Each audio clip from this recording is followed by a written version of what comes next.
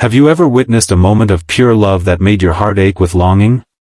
That's where our story begins, with a single father named James who never realized his everyday acts of devotion were being watched by someone who desperately needed to believe in love again.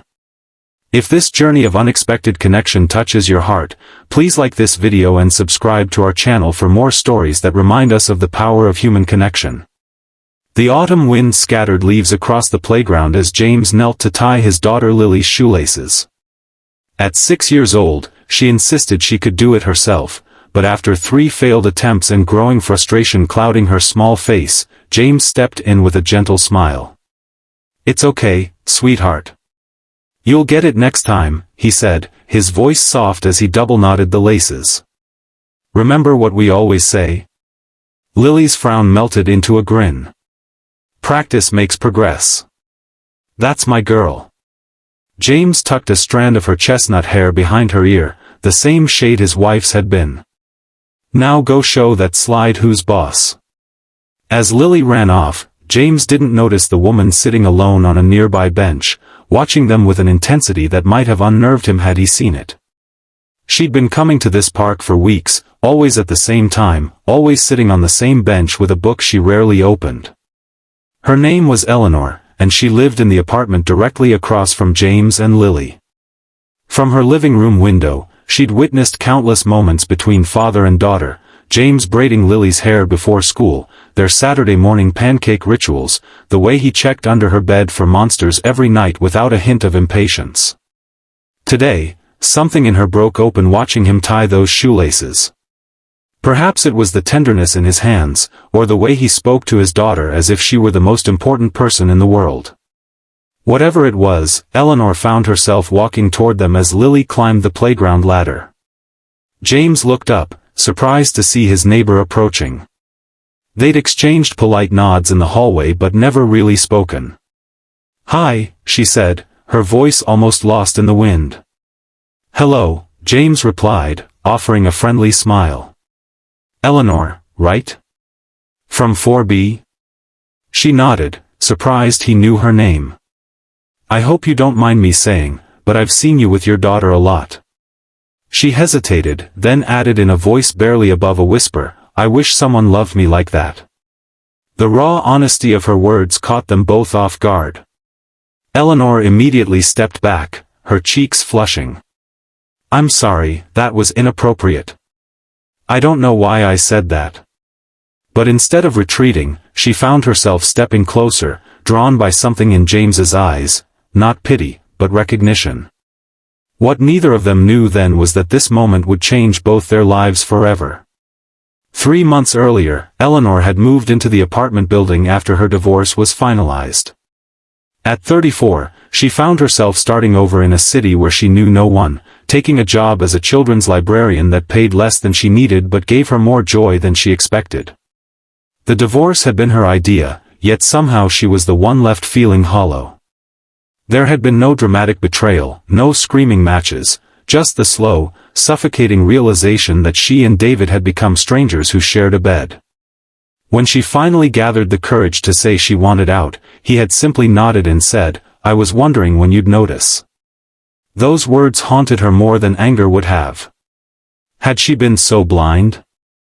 So disconnected that she hadn't seen the chasm growing between them?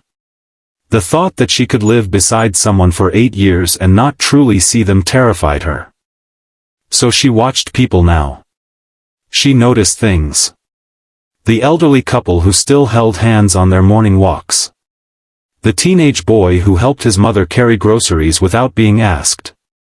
And James, the single father across the hall who loved his daughter with a devotion that made Eleanor's chest ache. She'd learned his name from the building directory and pieced together fragments of his story from overheard conversations in the laundry room. His wife had died when Lily was just 2. Cancer, someone had said. Quick and merciless. He'd moved to the building a year ago for a fresh start. Eleanor hadn't meant to become a silent observer of their lives, but her living room window faced their kitchen, and on lonely evenings, the warm glow from their apartment drew her eyes like a moth to flame. She watched them dance while doing dishes, build blanket forts in the living room, fall asleep together on the couch during movie nights. It wasn't envy she felt, or at least, not entirely. It was wonder. How did someone love like that? So completely, so unselfishly? She'd never known it, not from her distant parents, not from David, not from herself. The morning she spoke to James at the playground, Eleanor had received the final paperwork dissolving her marriage. 8 years reduced to signatures on sterile documents. She'd walked to the park in a daze, needing to be anywhere but alone in her apartment with the echoes of her failed relationship. When she saw James tie Lily's shoelaces with such tenderness, something inside her cracked open. The words had tumbled out before she could stop them. I wish someone loved me like that. James stared at Eleanor, her confession hanging in the air between them. He should have felt uncomfortable, this near stranger sharing something so vulnerable, but instead, he felt a flicker of recognition. I'm really sorry, Eleanor said, already backing away. That was completely inappropriate. Please forget I said anything. No, wait, James said, surprising himself. It's okay. He glanced at Lily, now happily swinging with another child.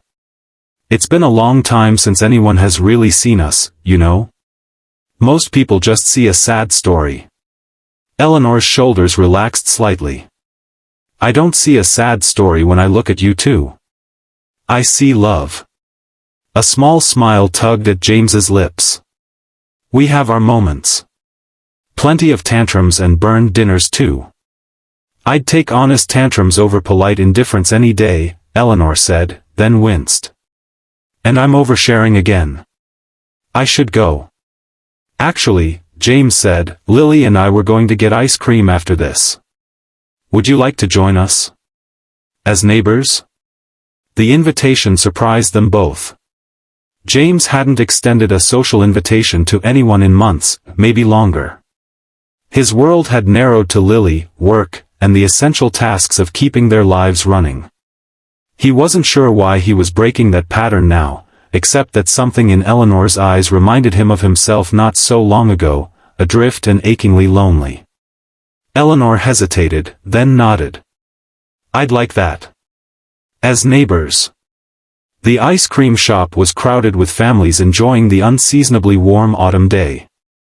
Lily, initially shy around Eleanor, quickly warmed up when she discovered their shared love of strawberry ice cream and stories about dragons. My daddy reads me dragon stories every night, Lily announced proudly, pink ice cream smeared across her chin. Every night? Eleanor asked, glancing at James. He shrugged, a little embarrassed. It's our thing. Has been since she was tiny.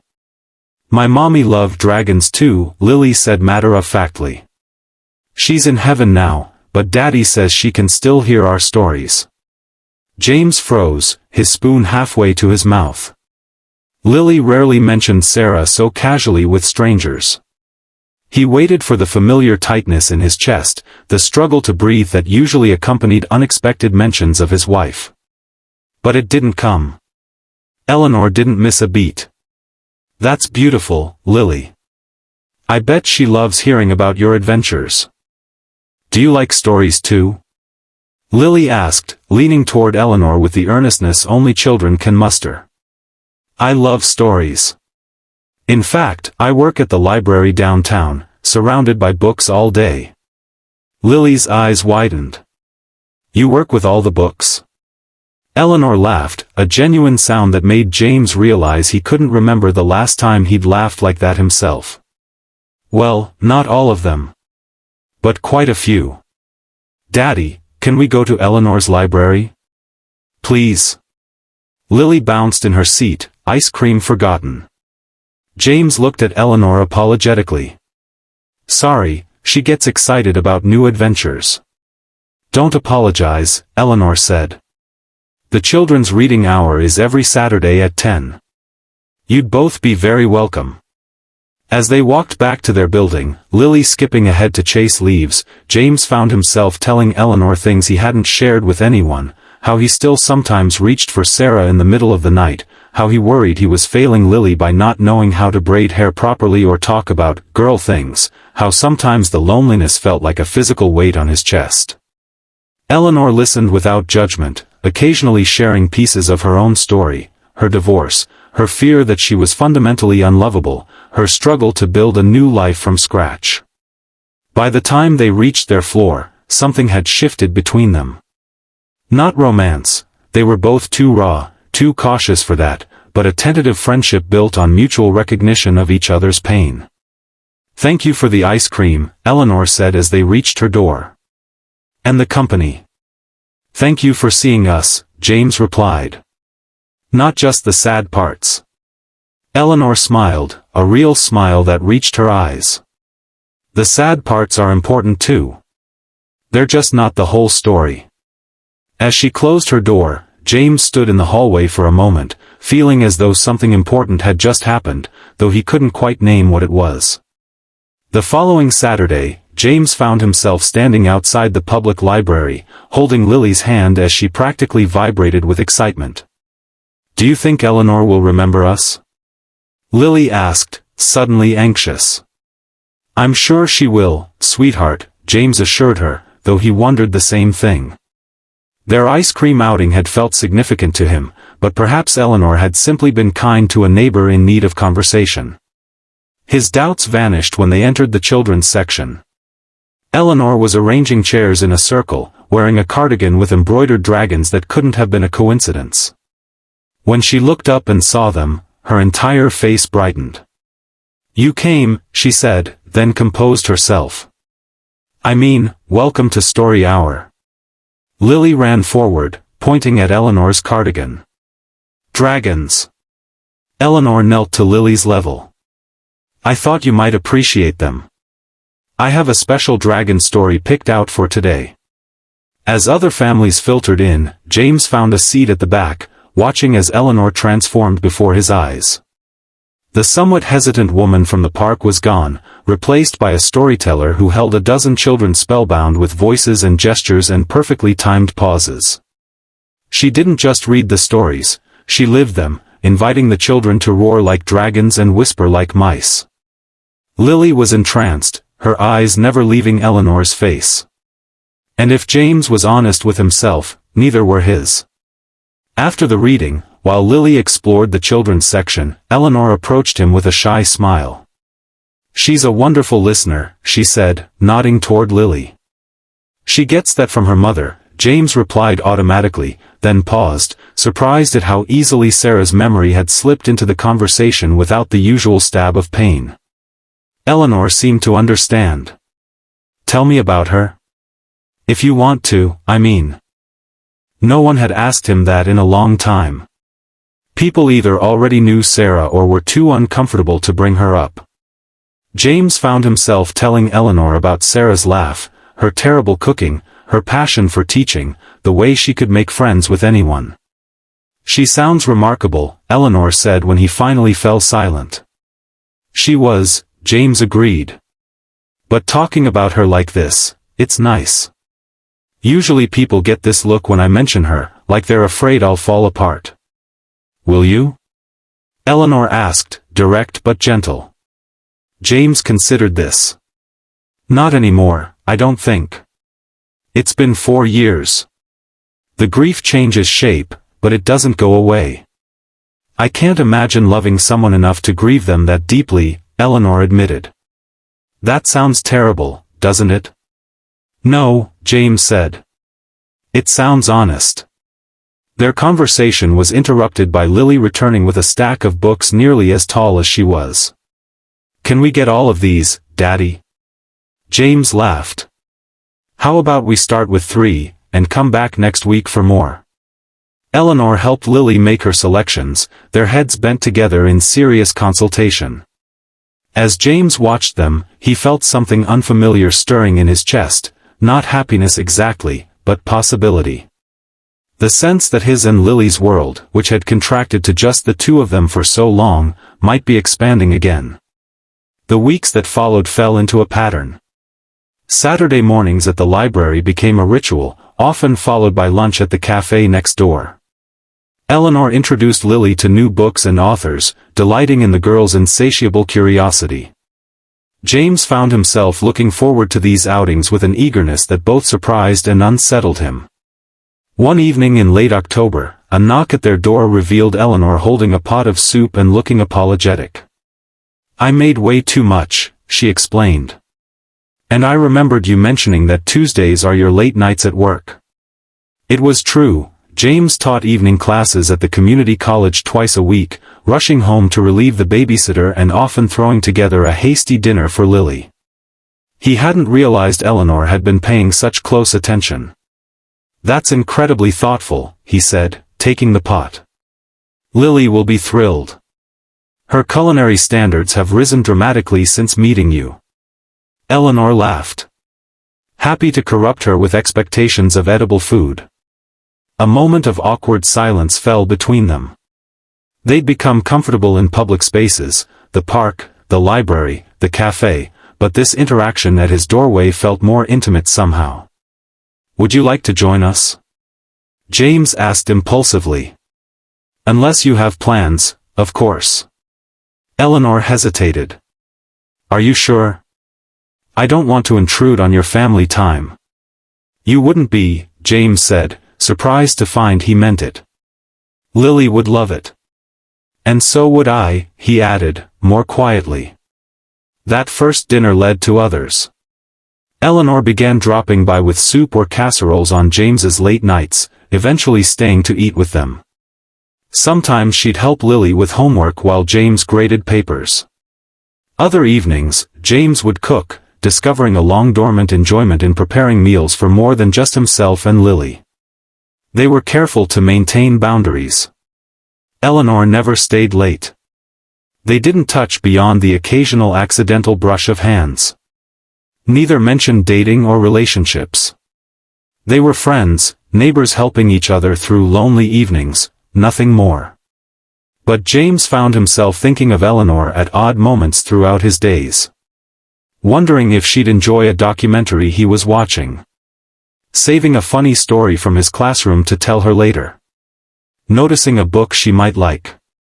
And sometimes, when he thought she wasn't looking, he caught Eleanor watching him and Lily with that same expression he'd seen at the park, a mixture of longing and wonder that made his heart twist in his chest. November brought early snow and with it, a crisis. James received a call at work that Lily had fallen during recess and broken her arm. By the time he arrived at the school, she was pale and tearful, cradling her clearly misshapen arm. The hours that followed were a blur of emergency rooms, x-rays, and Lily's brave attempts not to cry as doctors set her arm and applied a cast. It was past dinner time when they finally returned home, Lily drowsy from pain medication and James exhausted from worry.